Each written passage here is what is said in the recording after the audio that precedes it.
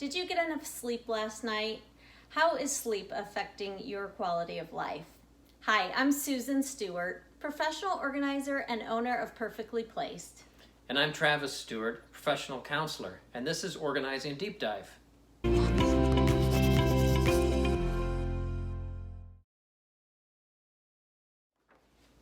Today we're discussing an important topic on sleep. And most people aren't getting enough sleep, and you've been doing a lot of research about it, and you just shared with me really interesting statistic. Yeah, I can predict the exact day. So on March 14th, 2021, if you're watching this, that's about 6 months away. Okay. Right? I can tell you exactly that on that day there will be a 24% increase of people admitting to emergency rooms with heart attacks. Yeah, exactly, on that day. Why? On March 14th, 2021, there'll be an increase of 24% people going into the emergency room with heart attacks, because that is the day when daylight savings times begins and we lose an hour of sleep. And every year, on the day when daylight savings times begins, emergency rooms see an increase of about 24% of people having heart attacks.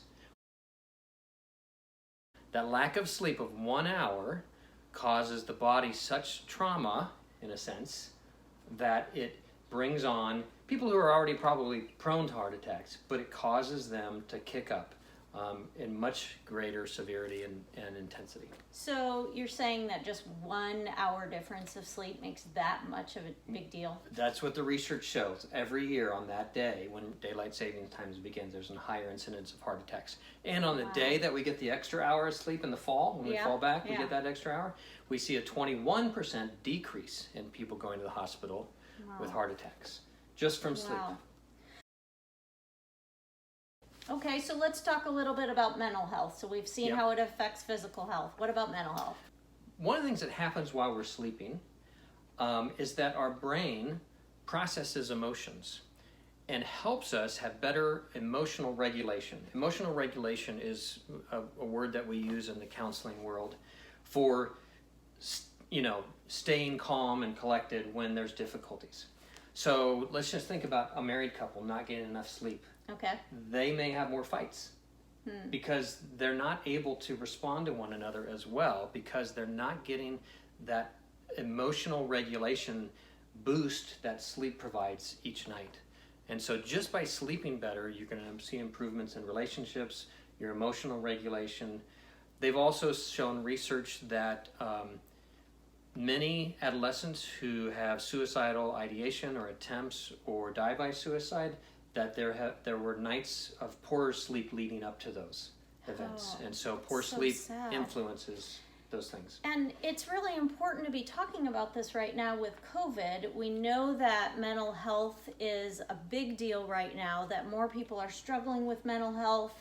I know the holidays often will bring up more mental health issues and challenges as well. So this is also, something that is tangible, that it isn't, super hard. It's not like you need to go to a doctor to help with this. Right. You can just do this one small thing, and that is get more sleep. Yeah. And that will help your mental health. Absolutely. And research is pretty clear on this. And I know there's people who will argue that they can get by with 5 or 6 hours of sleep. The research shows that if you're not getting the recommended 7.5 to 9 hours of sleep, that you are not operating at your optimal abilities. There is cognition decline when you're not getting 7 to 9 hours of sleep. So the recommendation that you get those 7 to 9 hours of sleep is really irrefutable with the research around sleep. We really need it.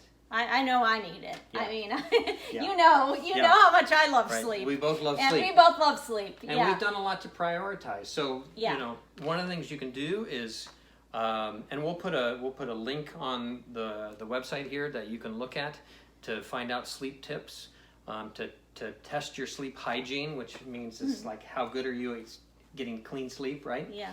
But one example is cutting back on caffeine or eliminating caffeine.